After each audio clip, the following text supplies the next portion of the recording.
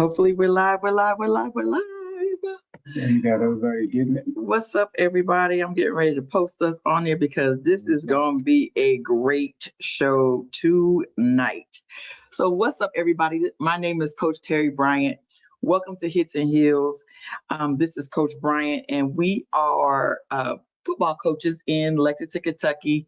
I just recently, last week, attended the National Coalition of Minority Football Coaches and was able to run into one of my sheroes, Coach Felicia Teeter, who is, she is a women's flag or girls flag. I don't know if we call it, it's college. A college flag football coach, one of the first, but she's also coaches on the men's team. Like, there's nobody else doing that, I know, in the country. That's double dipping as a football coach on both sides of it. So, Coach Bryant, what you got before we bring Coach Teeter on? All right, Coach Teeter, how you doing? All right, should be on just in a second. Want to say right now, I'm wearing my Bryant Station gear, people. Just relax. I coach baseball at Bryant Station. They're playing Henry Clay right now in the district basketball here in Lexington. Mm-hmm. The Scott County girls knocked off Bryant Station girls early, so they'll play Frederick Douglass. And they'll play Frederick Douglass on Friday. Okay. And then also the winner of this game, I think, plays Frederick on Friday because Frederick should already played. So they might have played tomorrow. But anyway, it should be quite interesting.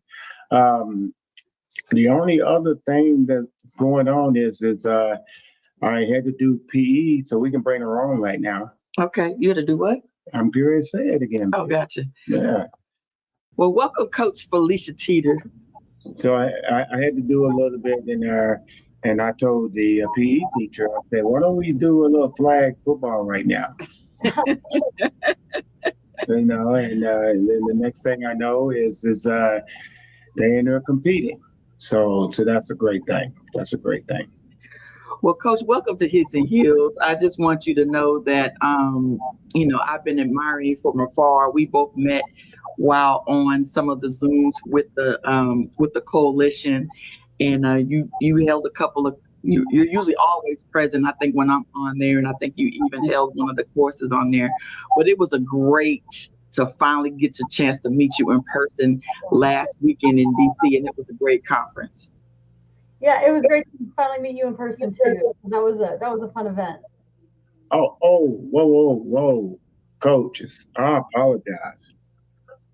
We forgot to give the headline. Now, you the headline, but we got a headline here who actually is taking over as the head track coach in middle school here in Lexington. And I want to say congratulations to you on that on the air. So thank you, baby. Very proud of you.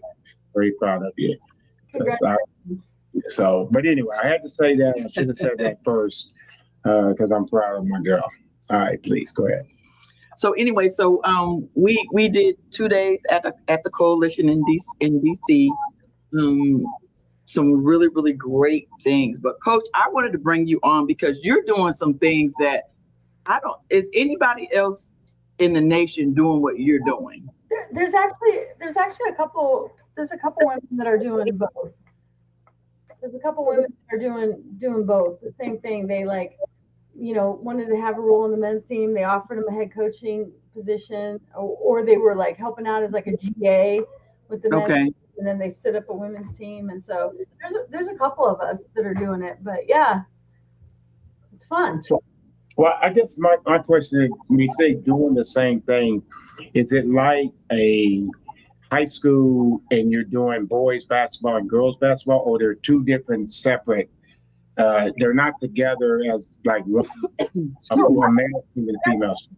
Yeah, no, how we do it is different. So I probably do it differently than people do it. So men's season obviously in the fall, and so when in the fall, that's my primary role. However, just like men do football collegiately, flag football for women does fall ball. So we have 10 weeks to practice fall as well. So And then when we get into the spring, that is the collegiate women's flag football. Okay. And so like So you're not really right now I'm doing both. Right now, you're not really spreading yourself thin, like trying to be in two places at the same time, which is pretty good. No, I am. That's what I'm saying. So no, I am. So in the fall, when we get done with men's practice, so the way we do it here is small school, so limited field space. So when we get done with men's practice in the fall, about 6:30, I start women's practice at 7.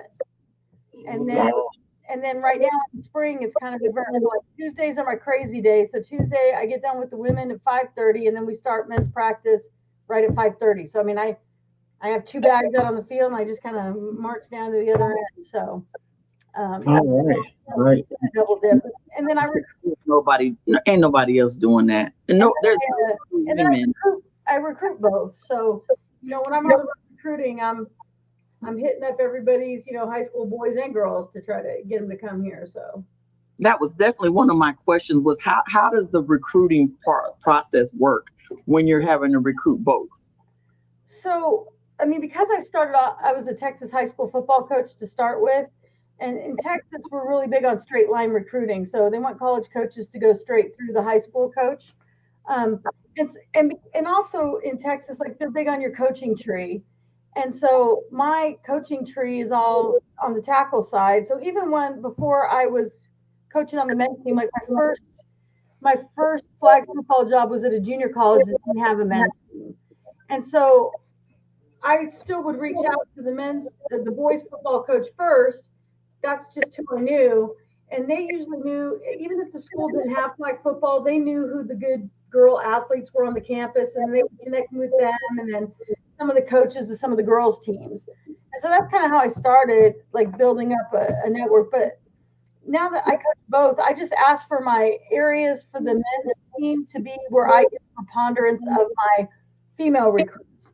We don't have the budget at our level to go on the road for our men's team recruiting, but because for the women's team I recruit nationwide, I can't get on the road. So I want to be able to recruit the boys in the areas where I get a lot of the girls. So I do Oklahoma, parts of Texas, Arizona, Nevada, California, New Mexico, and Colorado is like my boys area, right? And then the girls, like I said, is nationwide, but that's where I get most of the girls. So that's where when I'm going to spend my time and money on the road, I try to do it in that part of the country. Now, because there's so many teams that stood up. So like initially I would go, coast to coast, top to bottom. But now that there's so many more flag football teams that have stood up on the East Coast, it kind of doesn't make a lot of sense for me to spend the money going that way when there's so much fewer programs in the west part of the country and the north and the south. Okay. So when you started, how many women's flag teams were there when you started? And how long have you been a college coach? Because you were one of the first, right? Yeah. There was less than 25 teams in the whole country collegiately. There were varsity sports when I started 3 years ago, and that was at Pratt Community College. And then now, like last week, I think there's like 150 or 160 schools that have announced their intention to add flags. Some of them are not adding this year, but they've already identified that they're going to add them, like in the 26, 27 year. So they're recruiting now for next year. And they'll put like out a little bit farther. But yeah, so no, it's exponential growth. But so I tell people, if you have a daughter who wants to be a college athlete right now, I mean, over flag, because all these people are building programs, so they're recruiting. I mean, they're signing, as many kids as they can. They'll sign 20, 25 girls. So it's definitely the time to get in if you want to be a college athlete.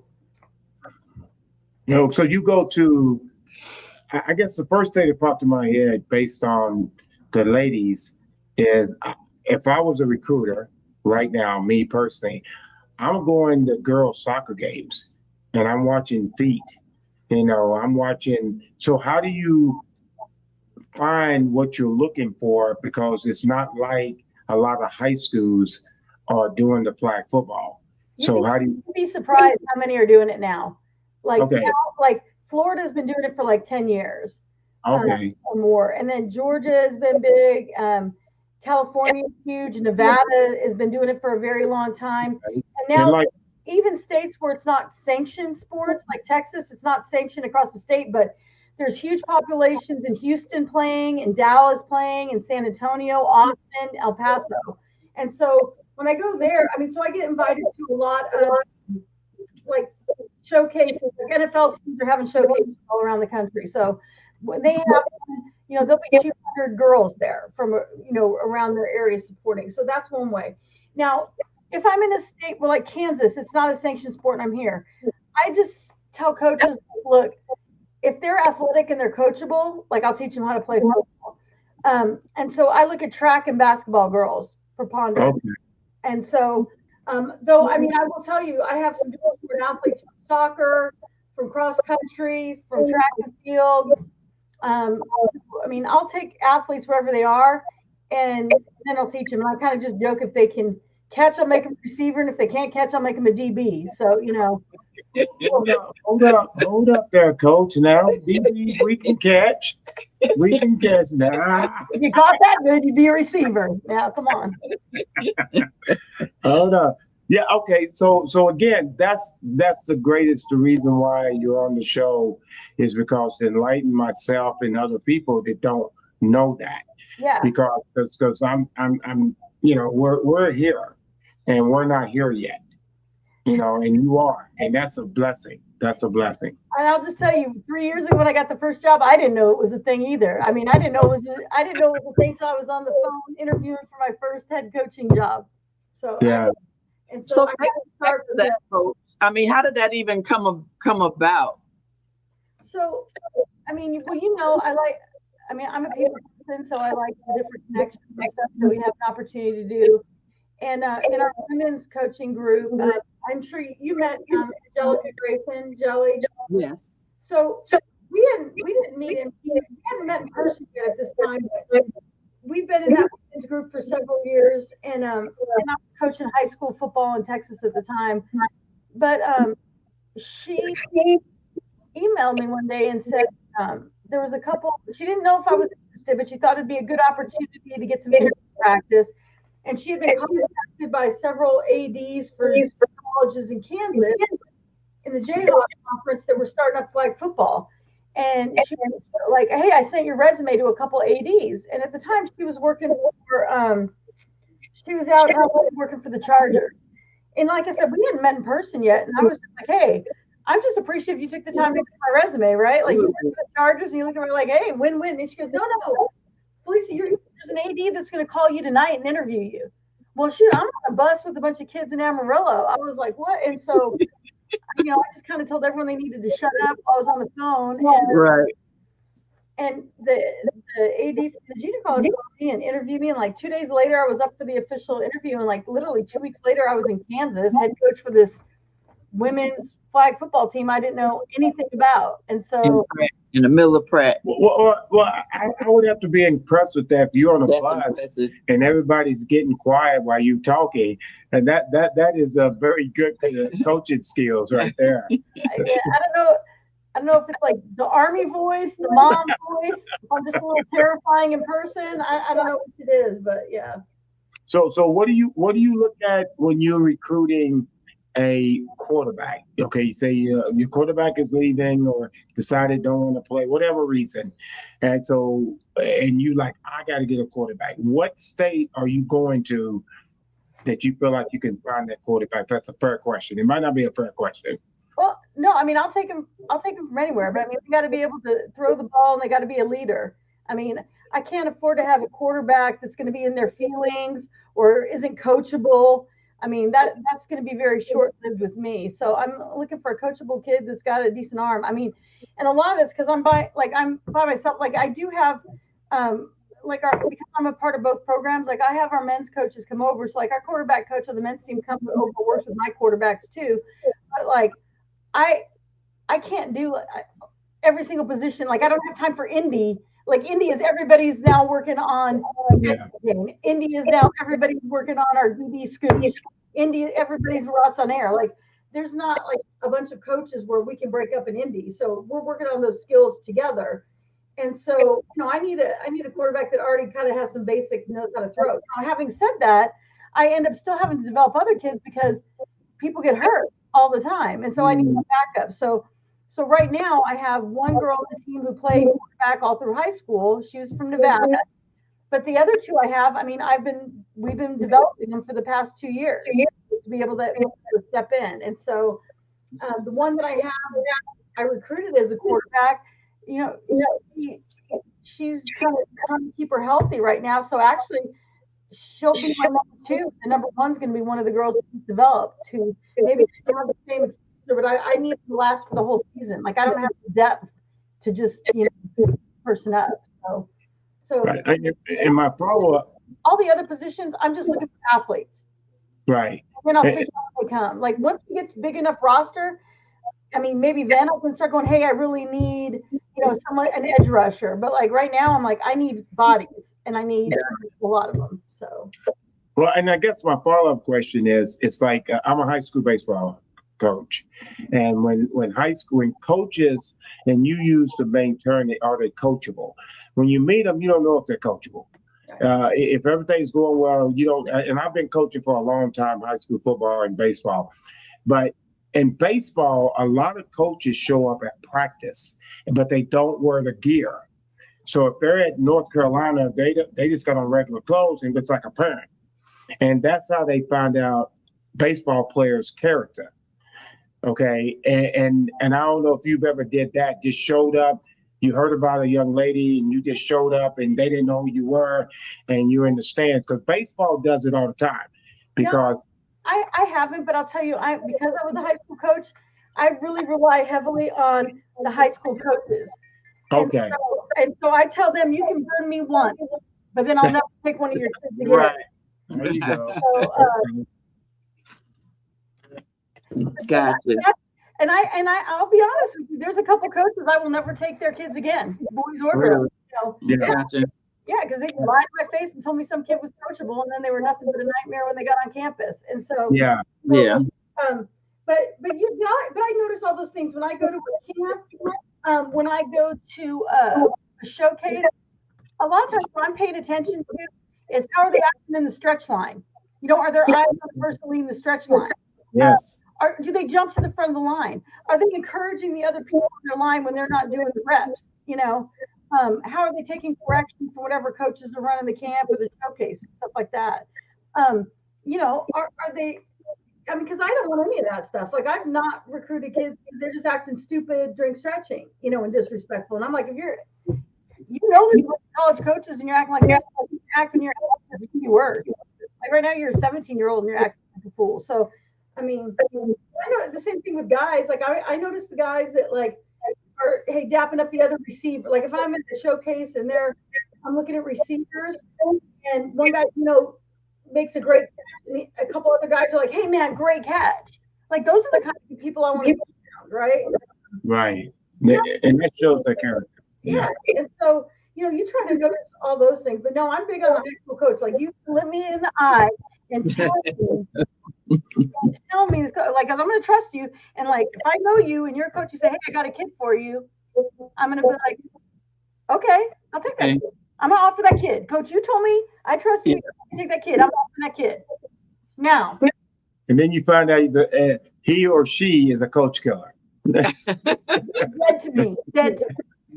Yeah. That is so funny. So what has been the biggest challenge? I'm sorry. When I was a high school coach, I was big. Like I wasn't going to put my name on something that wasn't. Oh yeah. Yeah. Absolutely. Yes. I wouldn't want that either. Be honest with those kids too. Like, hey, if I have to constantly get on you about being where you're supposed to be and do what you're supposed to do, take care of your business, I'm not recommending you to anybody. Like I'm not. Yeah.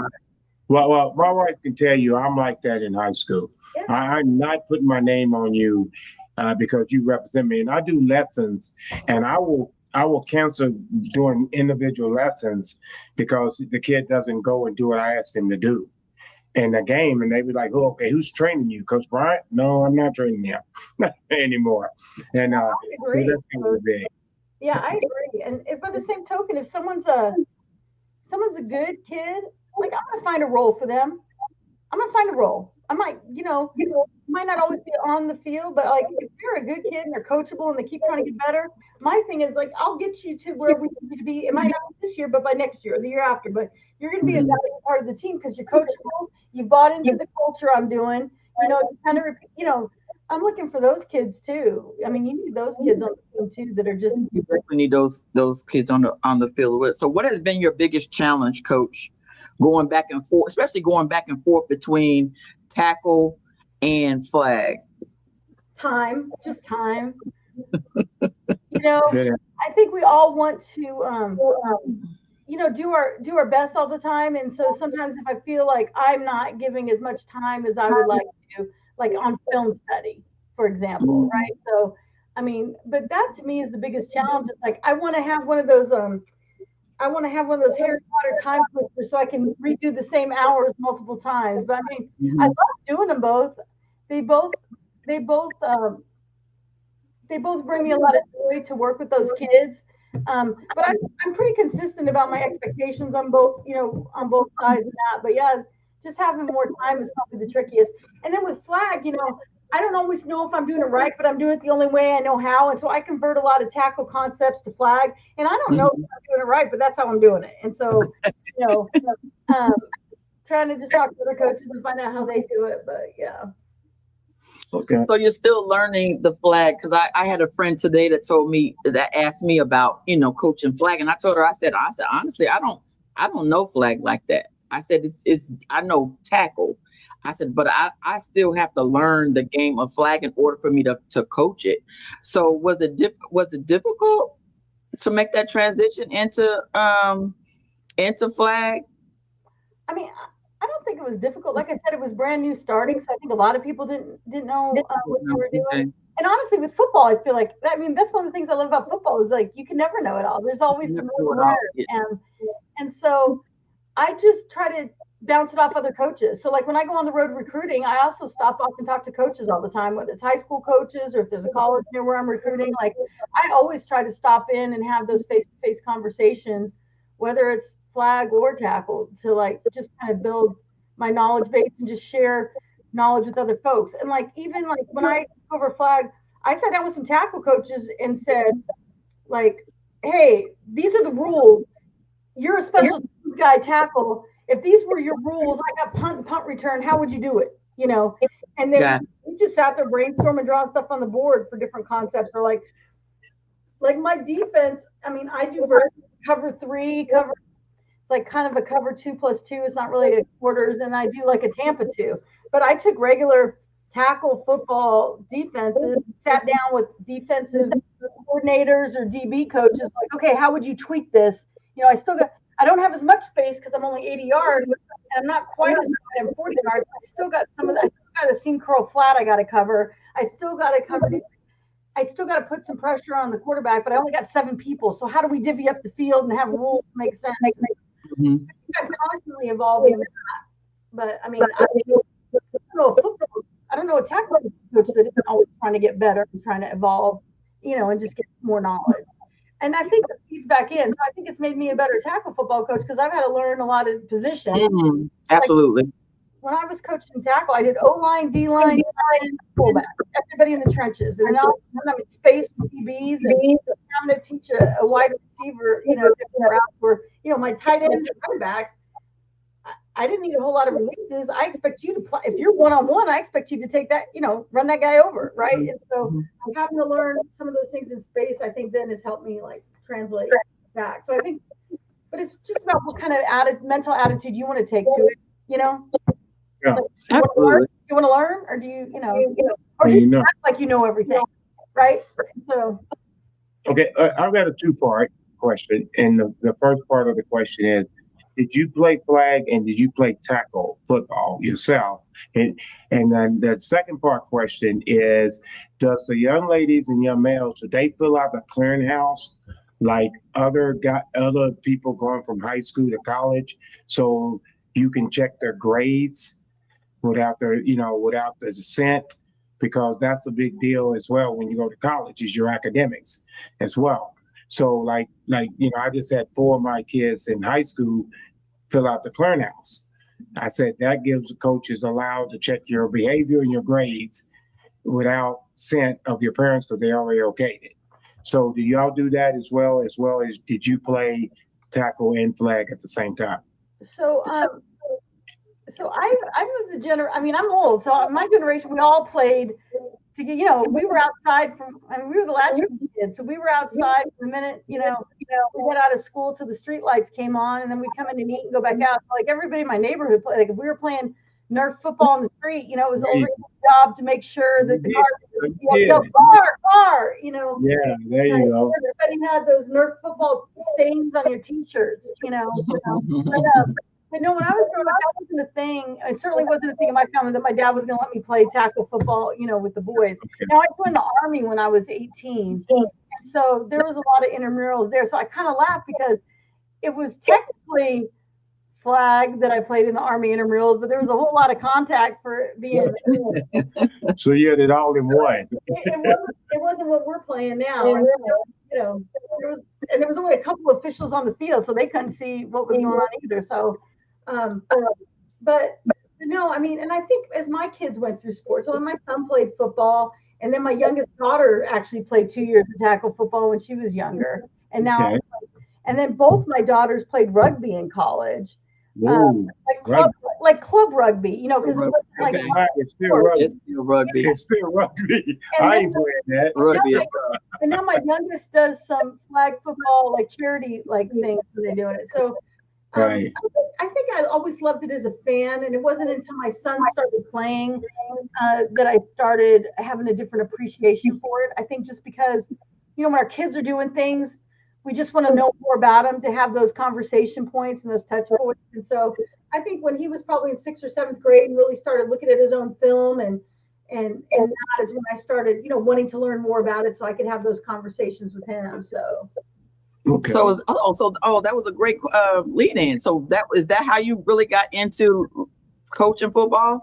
Was when your son?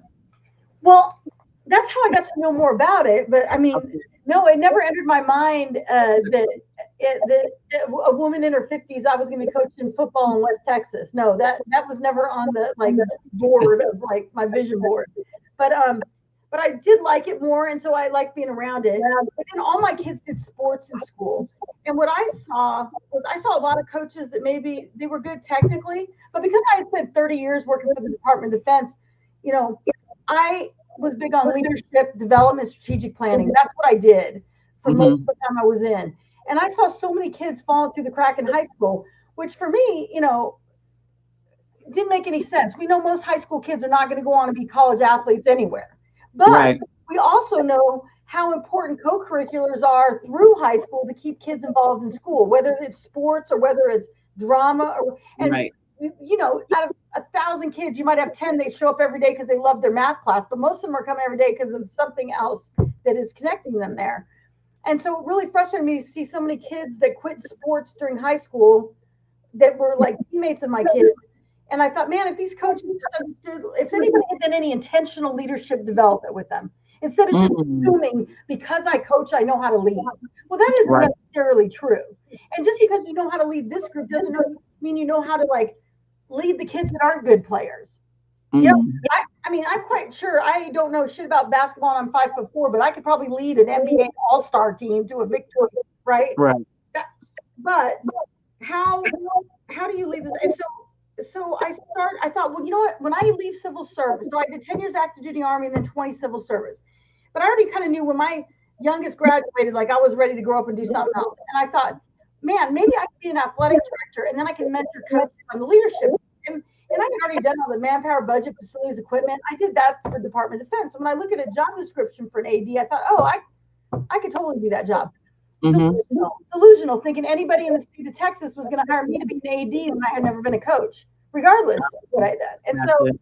And so I joined the Texas High School Athletic Director Association. I joined Texas High School Coaches Association just to try to learn more network. And I had no idea where I was going to go with it, but probably for 8 years, my last 8 years of civil service. Am I talking too fast? No, you're good. You're good. I spent a good bit of my vacation time going to conferences and going to clinics. And I kept finding myself in the breakout sessions about football just because it was the most interesting to me. I still didn't know what I was going to do with it, but that was what was interesting to me. Well, by the time my youngest was a junior, I had been divorced a couple of years by then.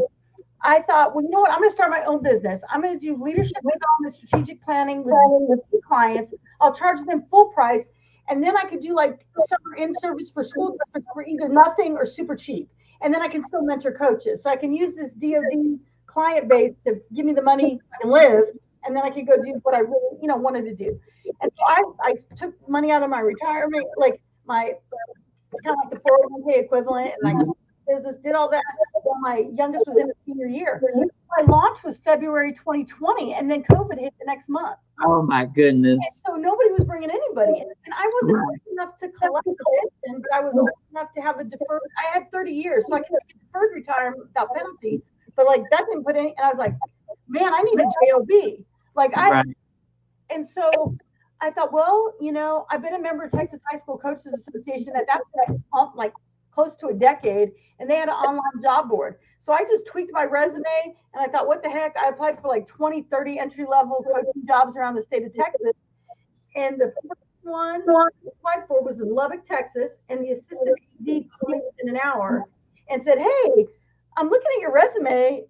Like, this is what you want to do now? You want to coach football? I said, yeah, I do. Yeah. And he had 2 head coaches that are interviewing. I'm going to have them both interview you this week. And so the first guy interviewed me, and I can tell you there was no way that man was going to hire a woman in any way, shape, or form. To this day, it's the hardest interview question ever. And I was trying to call by then I had a pretty good network of coaches I knew. And so I'm just like prep for the interview. And they're like, Teeter, you're going to be coaching middle school. Nobody knows shit. Like, you'll be fine. I'm like, no, it was crazy, the questions he asked me. And the other guy interviewed me, and we hit it off immediately. And it was the kind of deal. 2 weeks later, like, I think when it's meant to be, it's easy. You don't have to fight for it to happen. Yeah. And literally 2 weeks later, I'm in Lubbock, Texas, as a 52-year-old woman coaching my first freaking, and I'm in high school, helping with varsity. I was the get back coach, but my primary duties this week was I was the O-line, D-line coach for our middle 7th grade A team and B team and 8th grade B team. Well, I love it. Well, the Clubhouse question is still on the floor, but I have a statement. That's okay. Every level has their own thing because it's emerging sport. Everything wasn't locked in. So next year will be the first year for NAIA that the girls that want to do it will have to register through the NAIA eligibility center. And I'm sure because NCAA is just identified as an emerging sport now, it'll probably be 2 to 3 years before we actually use the NCAA clearinghouse as well. That's usually not an immediate thing for an emerging sport, but I generally, the way we do it, the GPA requirement is so high, we don't generally start recruiting boys or girls until they get accepted to the school. Okay. And that is for people that's actually listening, because a lot of times you don't know the question to ask if you don't understand it. And it's like me with a car. I don't know what to ask if something's wrong. It ain't running. That's what's wrong. So, but the thing I was about to say is, and you said this, I guess I've always looked at, I don't care agenda. If you know how to coach, I'm good. Yeah. I mean, that's why I hired my wife as the offensive coordinator. Yeah. And it doesn't matter to me. It's teaching male or female or both the understanding of football. And when you said that, I kept saying, okay, because you're a woman, but if you know more than this man, that's all I care about. Can you teach my son, my daughter, the game? And to me, that's huge. But I think what you don't understand is that most men are not like you, don't think like you. Yeah, because I don't live in that world. I live in what knowledge can you bring to the table? That's all I care about. And honestly, I get asked that question, about gender quite a bit. And I just tell people this, like, there's some people that won't like me for whatever reason, right? Those are probably not people I want to work with day in, day out anyway. And we choose who we give attention in our headspace. And so, if someone's not going to hire me because I'm a woman, that's not someone I probably would want to have anything to do with. Work with them anyway. That's true. Move on. I mean, I'm sure you've had people that didn't want to hire you because you were Black. I'm sure, and those aren't people you'd want to work with either. I want to work with them anyway. Mm-hmm. I mean, and so I don't know. You could spend time on the negative, but I just try to focus on how many people I have that have been willing to be mentors. They didn't care, just like you. They didn't care. someone who is, they want a coachable coach. You know, they want a coachable coach. And if I'm willing to bust my butt and no job's too small, you know, and I'm not saying, but I'm going to learn. I'm not afraid to ask questions, you know, and that I'm going to not make the same mistake twice. I think those are what we're all looking for in people that we're going to spend 12, 15 hours a day with, right? Absolutely. Absolutely. Great moment. Absolutely. Great. Absolutely. So what do you want your legacy to look like? Leaders. I hope I developed a lot of young men and young women into better leaders than when I got them. And that's literally what I talk about all the time. Like, act like a leader, think like a leader, talk like a leader, like be a leader.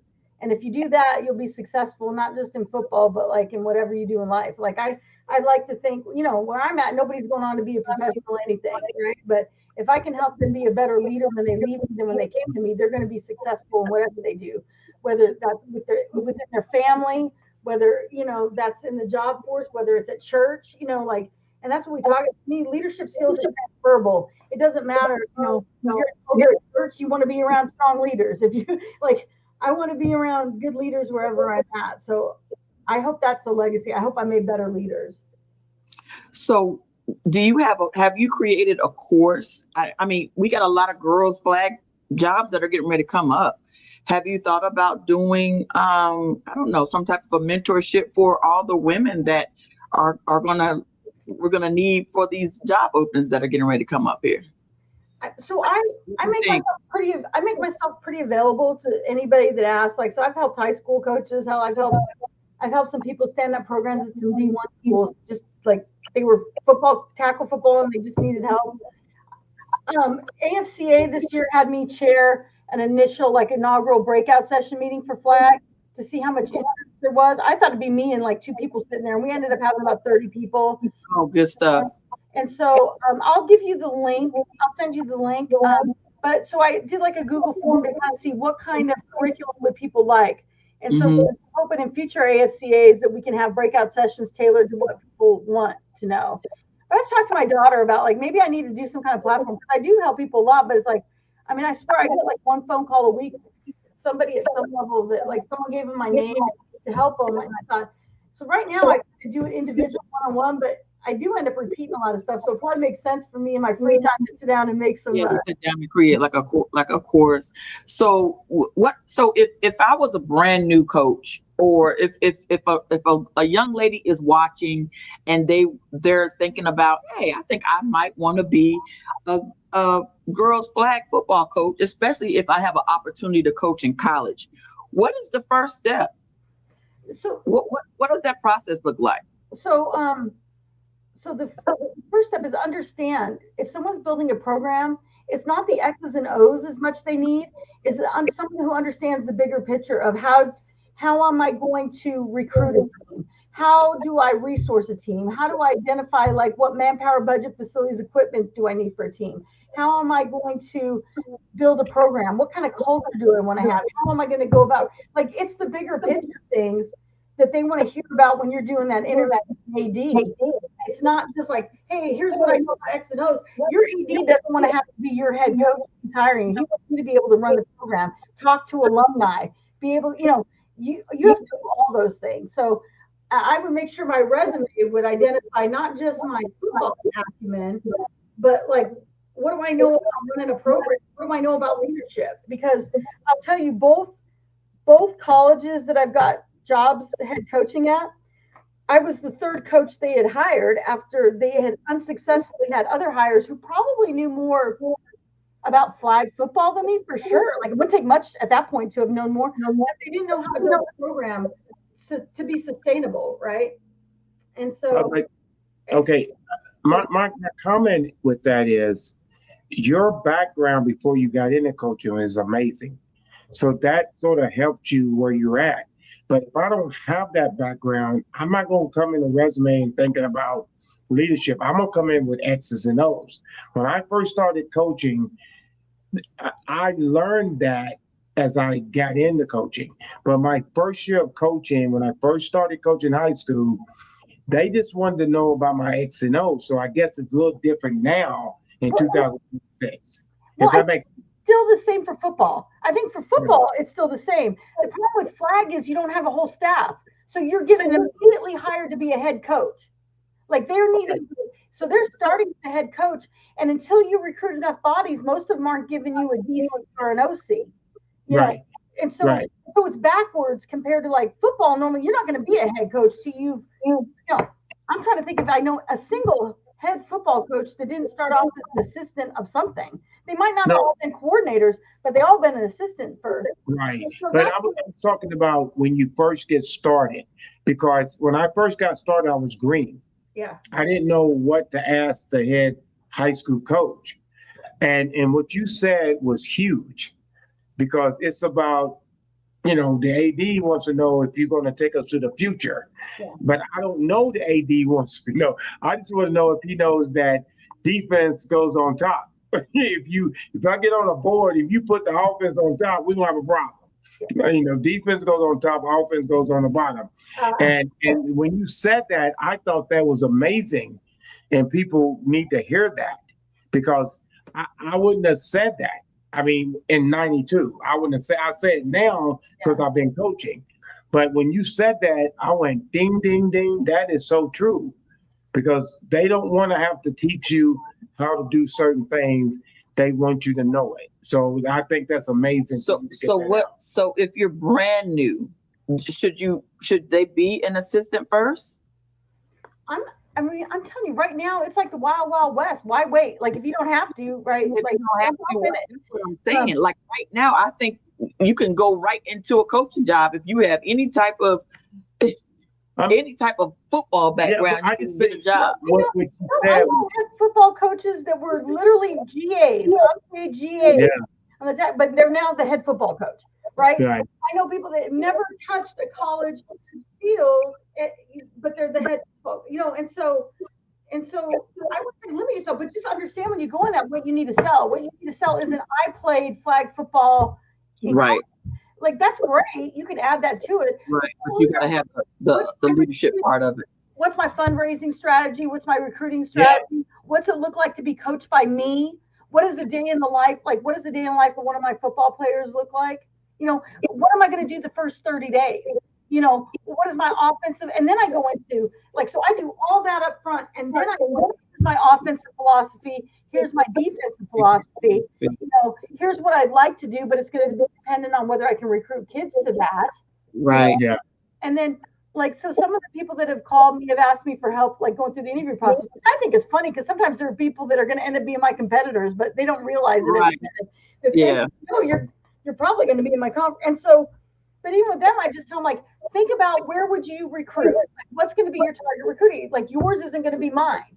They don't want you spending money going from one coast to the other, because now there's so many more teams.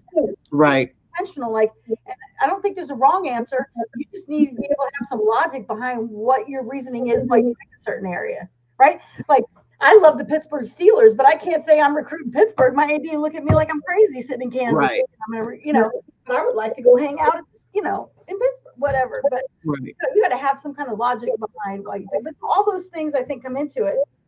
But that's about mentors. That's the other thing I would tell them. That's the basic. But go talk, go call me, call you, call other people that are doing it. There's so many people out there that would help somebody else. That's why I thought it was so important to be a part of the coalition as well. And again, you got to understand. I've coached a long time, and you rung a bell, because the first thing that when I interview somebody, I'm X's and O's first, and then the other stuff. And when you said that, thank you. I'm looking to reverse that. Yeah. Because I'm asking the obvious question first. When I'm interviewing somebody to be on my staff, and when you said that, I went, and then I'm irritated because they don't have that vision beyond X's and O's. And I thought that was amazing what you said. Thank you. And Coach, I think, honestly, it'd be much easier for you to teach somebody the X's and O's that you want them to know than it is to try to teach them how to look at something strategically or big picture. Yes. Because but if they come in there with a picture, like you said, then now I'm going, okay, the X and O's is easy. Mm-hmm. You know, whatever my subject is, like our son's subject is math. I can't understand the process of math. He can understand it from trig to whatever. I don't get it. Okay, and so I'm not going to teach him that because he's already got that.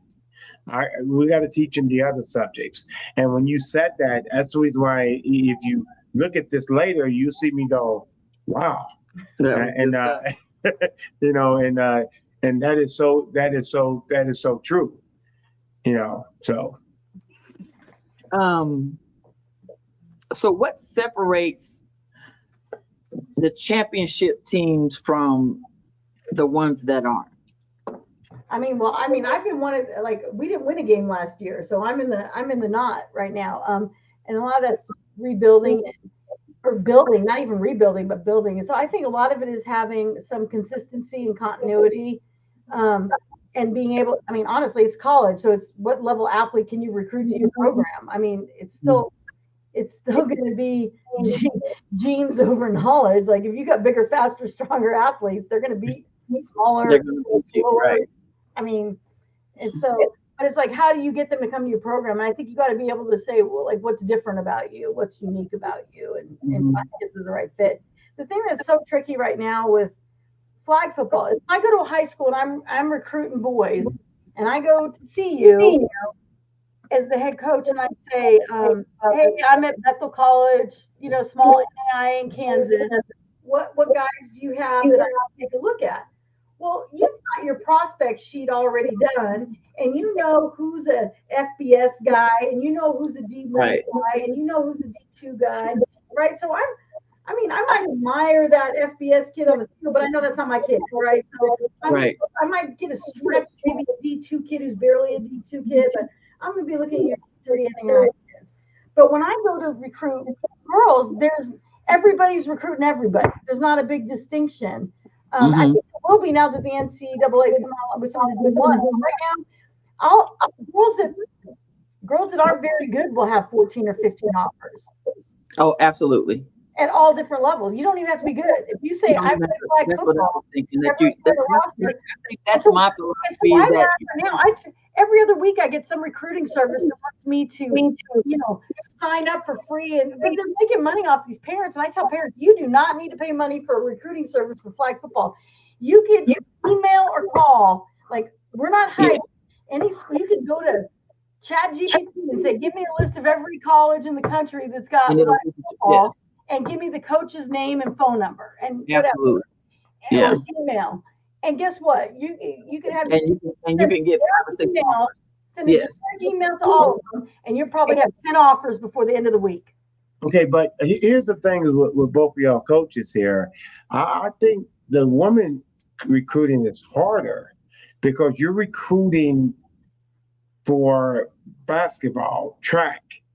And you're competing not just football. Like in male football, I'm recruiting male guys. Yeah. And that's the only person I'm worried about. I'm not worried about baseball. I'm not worried about basketball. But in women recruiting, you actually recruiting the same person that they want on their softball team, the same person they want on their basketball team, same person they want on their track team. Because like you said, if I get bigger, faster, and stronger athletes, that's easy. I just think that's what y'all talking about is harder because it's really hard to get them here because they're getting so many offers and they're not really. Yes. Even for sports. That's what I'm talking about. Am I wrong on that? Oh no, it's much harder to get the girls right now. Much harder. Yes. It just seems like it because everybody sees this one that can jump, run, kick, and run, and built like She-Ra. She can do it all. Yeah. And all four sports want her. Oh no, and it's not NAIA level. Like I'm competing now with some kids got D2 and D1 offers, and I'm trying to get them to pay money to come to Kansas to an expensive private school. Like that's a hard sell. Yeah. And so you got to find your niche. Like who are your kids? And what is it unique about what you do, and find the people that appeals to. But yeah, no, it's it seems tough. It seems tough. It does. It's definitely. But every time you say it's tough, I want you to understand what I do for a living. But every time you say it's tough, you do smile. I'm looking forward to this challenge, right? Yeah, I mean, you have to do it, right? You have to do it to do it. So now that there are some emerging, now that D1 is emerging, are you looking to move up? Oh, see, now you said you were going to ask me any questions. No, I did say that. My bad. No, I've had. We can go offline on that one. We can go offline on that one. Let me change the question. It's okay. I mean, I have offered, but no, I have not accepted a flag position at a higher level. Okay. What's one thing you wish athletic directors understood about building a women's program as opposed to a men's program? I mean, I think a good AD probably already knows that now, like they should. I would be very hesitant to take a job with an AD. I'd be very hesitant to take a head coaching job of a women's program with the AD who didn't understand the differences and like the challenges that each sport kind of brings to it. So, but I educate mine regularly and let him know how the landscape's changing with flag because it's changed so much in the time that he and I have known each other. So I let him know that, like, hey, this many schools stood up, this many, or hey, I'm having to change my recruiting area but I think anytime you're in a leadership position, you are better off over communicating with your superior than leaving that like as a unknown thing. So I'm going to over communicate there. And so he knows what I'm dealing with. So it's not a surprise when I have different challenges. And and so then, you talk to other sports, women's sports. So like some of them have easier times than others. So like at our school, all of us coaches work pretty well together. Like we do a lot together across the sports, which is good to me. A lot of the programs I've been at, even when I was in high school, I didn't have anything to do with, the softball coach if I didn't have to. Like, what? I'm coaching football. Like we didn't have a lot of crosstalk.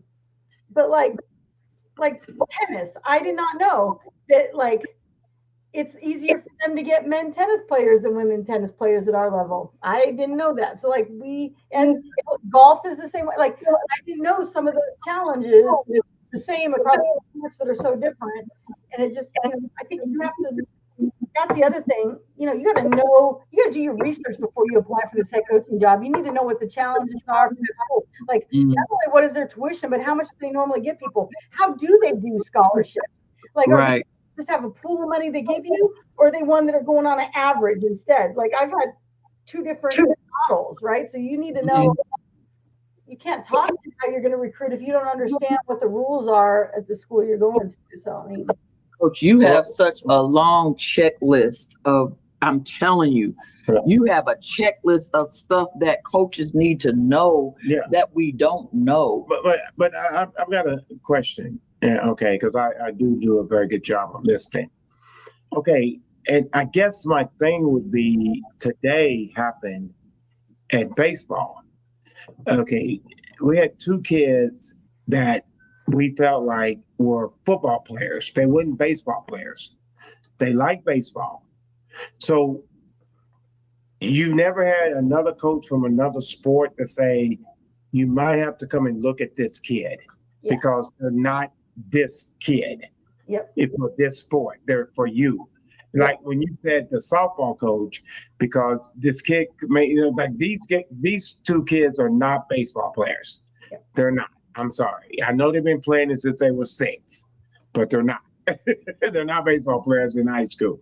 So the objective is we're going to get them to go to football because they're more athletic and they can actually do their talent because you don't have to dunk as a baseball player. So no, you're spot on, coach. And that's one of the things. So that's one of the things I try to do different. Like, okay, how can I make kids want to come here? What can I offer that other people aren't? And so one thing I offer kids is, hey, if you want to be a dual sport athlete, we'll find a way to make it happen, right? Even collegiately, right? And so, but that's by having a good relationship with the coaches from that other sport. So we don't stack scholarships. So if I'm paying the money, then I'm your primary sport, and then basketball you can do until I start my season. It's like, Yeah. I'm in your, like, but I have 2 girls from basketball, right? 2 girls from basketball. And honestly, they're probably better flag football players than they are basketball players. They play JV for basketball, right? But Right. she paid their scholarship, so I got them the day they finished with JV basketball. Right? Yes. But Right. I have another girl, like, she came from soccer, loved flag football, so now she flag football. But then she came to me fall because she took a golf class, and the women's golf coach wanted to know if she could go out there. I was like, well, hell yeah, go ahead. Right. But that's what I'm going to offer different. Like, I'm at NAI, like, enjoy your college experience. And my thing is, the more connections kids have, the more likely they are to stay. Right? Yes. Because then if I rip your ass one day and you have a bad day with me, well, now your whole day isn't ruined. You know, you got other connections and other people to do that. So that's one thing. But the other is, I mean, that's part of a high school coach. Like, when I coach tight ends and fullbacks at the school, and my guys, you know, brilliant, super smart, but he wanted to go to Texas Tech. I was right there in Lubbock, except for he's a tight end for me. He's 5'11", soaking wet in his cleats. Well, my son played tight end at Texas Tech, and he was 6'4", and he was the short guy in the room. Right. 6'4" and tight end. But he's the small guy in the room, right? Because the other guys are 6'6" and 6'8". And so but that's me as a high school coach having to tell my guy, like, hey, look, you got a full academic ride to Texas Tech, and you love Texas Tech. So you got to decide if you want to be a football player. And he said, well, I thought about walking on. And this was before, you know, they changed the rules and stuff there. I said, understand, that's great. Understand, though, you'll never play it down. Like, if you want to go there to walk on and be scout team and just be part of the program, that's not a bad thing. But just understand, like, to me, that's the job of a high school coach. Like, I got to be your reality check. Yes. You sorry. Now, if you want to go to a D3, you got great grades. Like, you could play football there, but you're not going. You're 5'11", selfish, going to go to Texas Tech and be a tight end. But hey, but you really want to go to Texas Tech? You love it. You know what we did? We got that kid the rugby coach, so he played club rugby at Texas Tech. But finding the spot that's going to help. I think that's one of the great things about being a high school coach is you get to still mold and help them find the right fit. Find what's the right fit. I think what Coach Bryant talks about all the time is, I think this past year we had a couple of kids for middle school that strictly did only basketball. Yeah. Only basketball. And we're like, the reality is at this level, I can't see you going and playing basketball on the next level. Your parents are spending all this money on AAU all summer, and it's almost a waste of money because they're not going to be basketball players on the next level. Well, the thing is people have hope dreams. Yeah. And we've done this a long time. Yeah. And a lot of people, Coach, if both of y'all, but Coach T, a lot of young people been used to doing this. So that's what they do. So when you come up flag football, that is something that they didn't do. They did basketball, they did softball, they did track, and it becomes a routine. Then you got to start looking at which one of them's going to be a rent and which one you're going to buy. Yeah. And it's the hardest thing to make parents and them to understand that those days are gone. Now you got to play. Because we got a few kids here in Lexington, Kentucky that are outstanding football players, but somebody done told them they had hoop dreams. Yeah. No, and I hate as a parent too, I hate when people have kids specializing that young. I mean, they haven't hit puberty yet. You don't even know what that kid's going to look like. Yes. And plus, we know for injury prevention and everything else, the more different ways you use your body and your muscles, like the stronger you're going to be. I mean, and again, I was in Texas forever. I'm not from there. I grew up in Southern California, but I was in Texas for 30 years. And like football players all do track. Like that's expected. That wasn't like, do you want to do track? It's like, no, you're going to do track, right? And even when I coached those middle school boys, I made all my linemen do wrestling. Like, you're not playing basketball. You need to get out and wrestle. All those skills are going to help you be a better football player. You're going to have a hand fighting. You're going to have a stronger core. You're going to have better control of your body. And just having a kid specialize. The kid that's the tallest in 8th grade is junior high school. Like, you don't know. They're getting caught by the time they're sophomore in high school. You think about our son. If you ask anyone, based on our son, who's second team All SEC at the University of Kentucky, first team academic All American.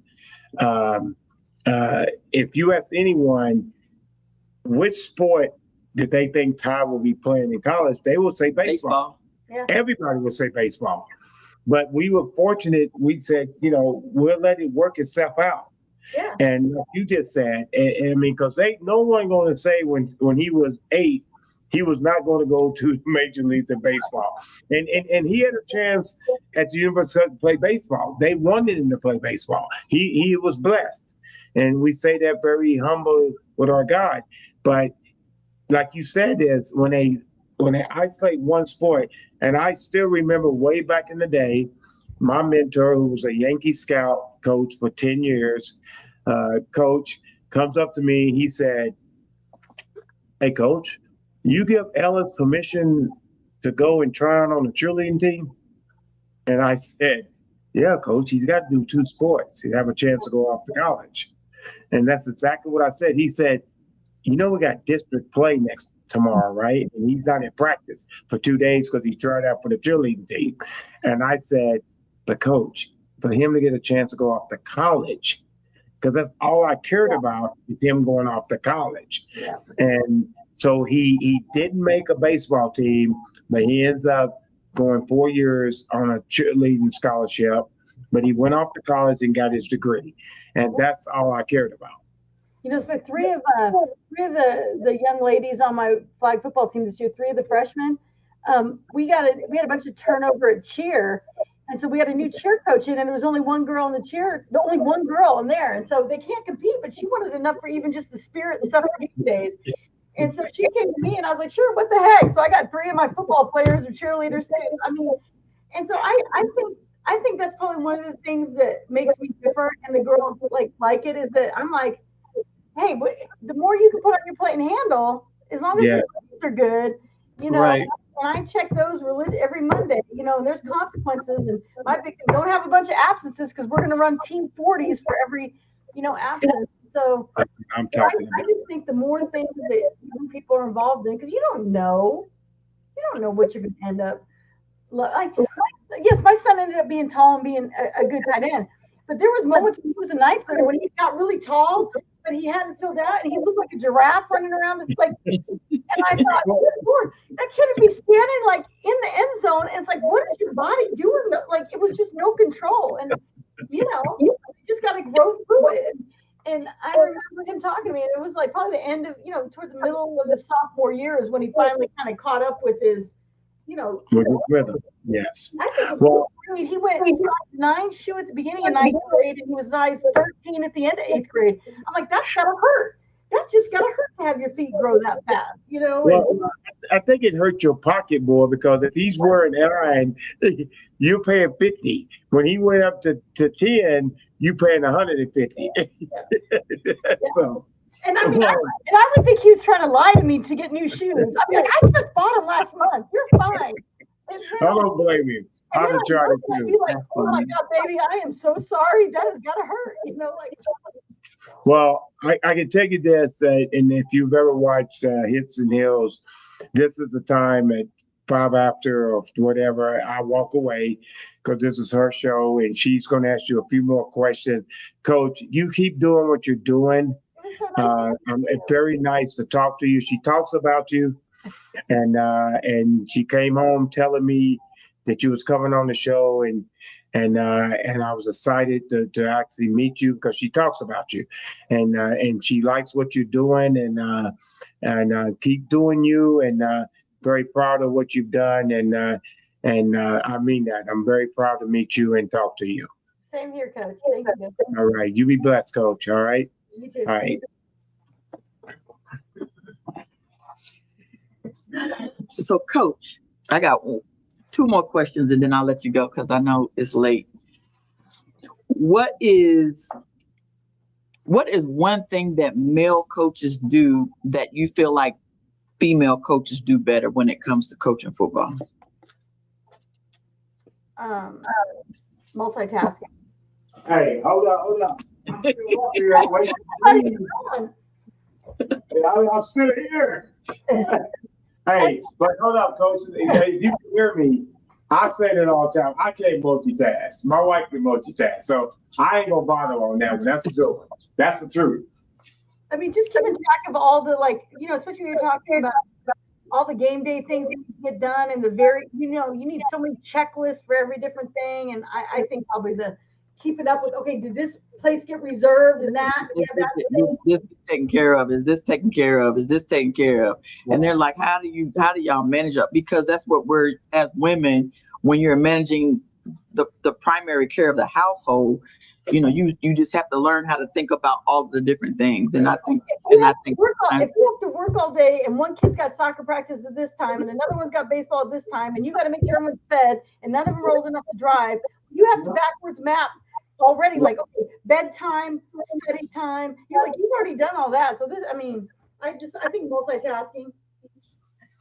The multitasking. Oh, absolutely. And I think the one thing, it doesn't matter gender, but like you have to know what you as an individual, like we're all what you're good at. What is our strengths and weakness. So a lot of times I get asked like, hey, is it hard for me to recruit boys? Usually it's by a guy who thinks like, because the way they recruit, they try to relate to them as a former player or as whatever.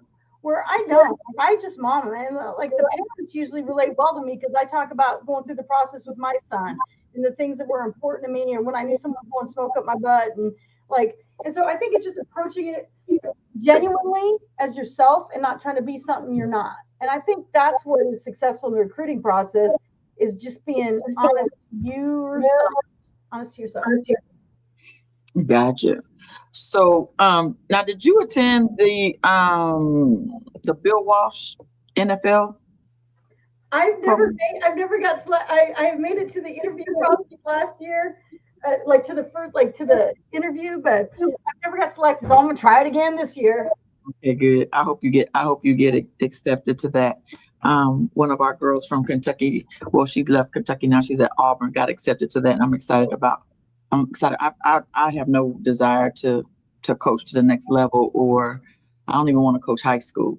I'm done at middle school unless, like I said, unless I decide to go and do flag at the next level. I still have to. That's still up for debate. Where do you see? Okay, exponentially, it's gone from 0 to 100 in 3 years. Now that it's emerging for college, how fast do you think it's gonna pick up now that the NCAA has created it as an emerging sport? Oh yeah, I bet you we have 500 schools by the end of the year. By the end of you think by the end of the year? It's such an easy sport to add if you already have tackle football. So it doesn't cost a lot. If you've already got a field, like it doesn't cost a lot. And a lot of schools that have men's football are upside down on their Title IX numbers as far as the number of scholarship female sports. Help with the Title IX. It's an easy way to quickly get yourself, that boost of, 25, 30 women to even out your numbers. I think it's an easy ad. I think American football, whether it's playing it or watching it. So I think there's a lot of things that, and even the NFL pushing it as hard as they are. I mean, I think that it's really, but there's all those challenges when you grow that quick. There's a lot of things that aren't being, done probably the way they need to be done. And now it's going to be a fix it with the Band-Aid after the fact because it's growing so fast that, you have some dishonest players out there just trying to make money off families and parents, and there's lack of knowledge about the process, and so people take advantage of that. And so I think it's going to grow exponentially, and then I think we'll probably be trying to fix it for 5 years to get it right. Oh, I love it. What happened? What do I need to ask that I haven't asked? You did a good job asking me so many different things. You didn't ask me about the difference between coaching boys and girls. I usually get asked, the difference between coaching boys and girls, Coach? I am the same ass to both. No, I am too. no, I did. The girls, women's team usually they do like to talk more than the guys do, and so like some of the team building activities are quite a bit different.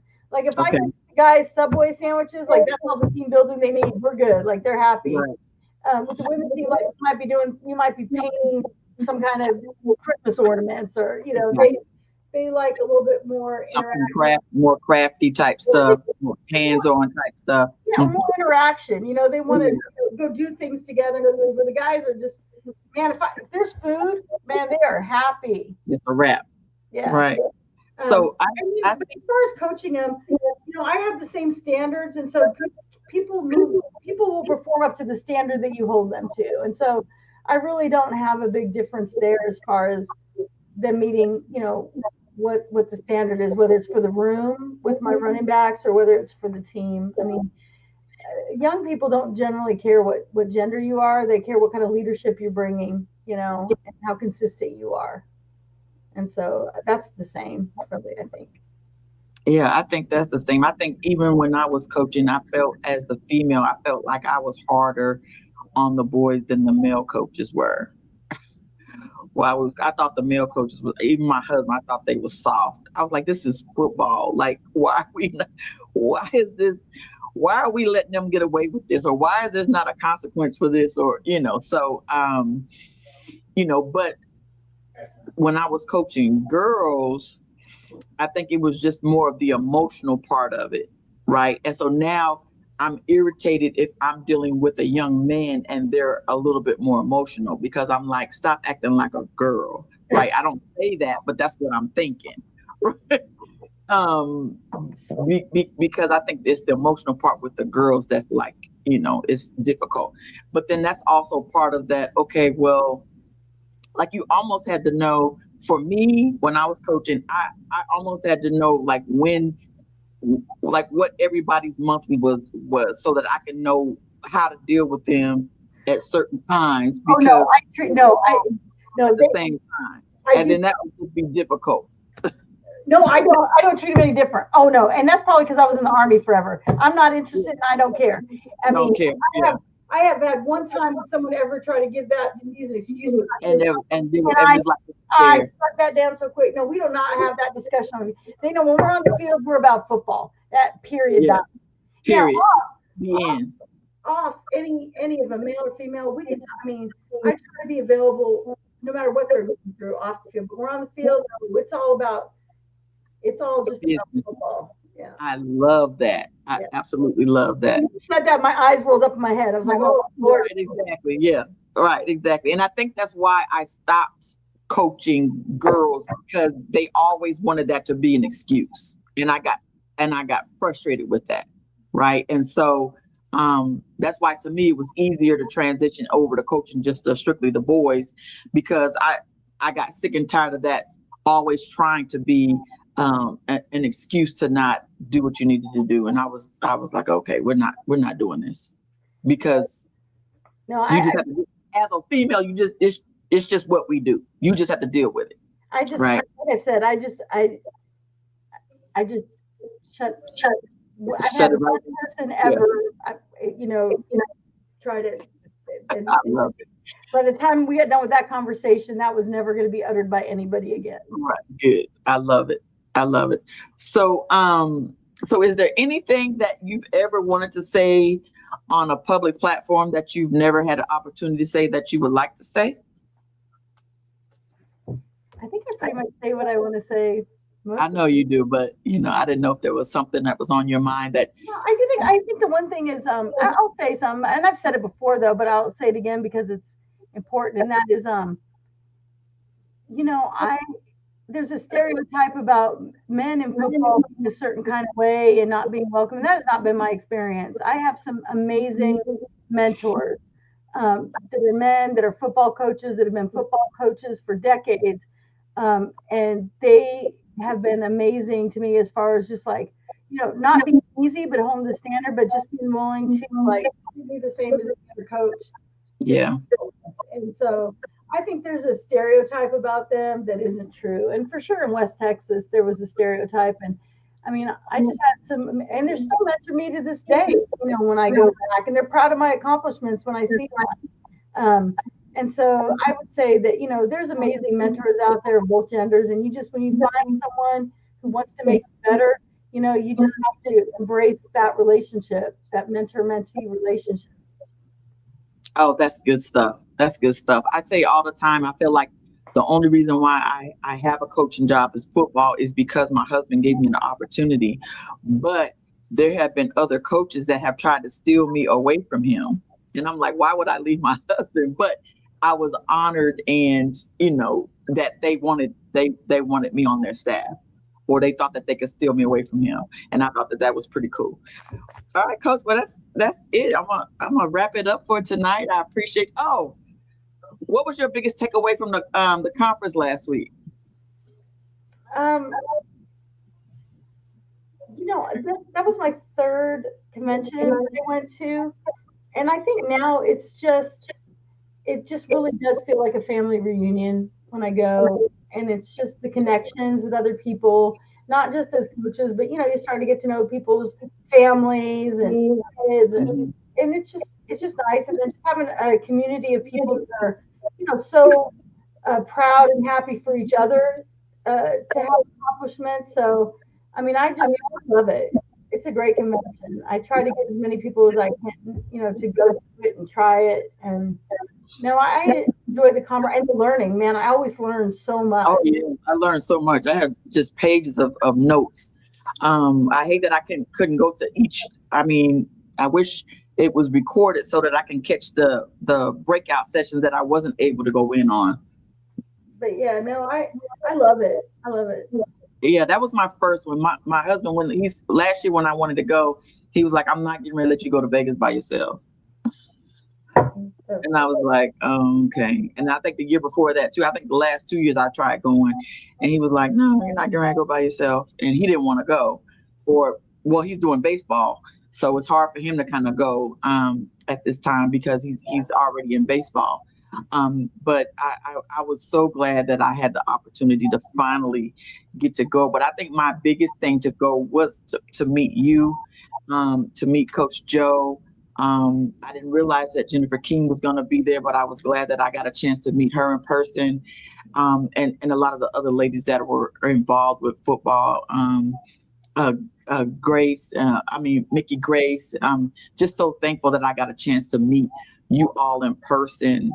And, it was just an honor because I know that there's only a handful of us women that are in the football arena.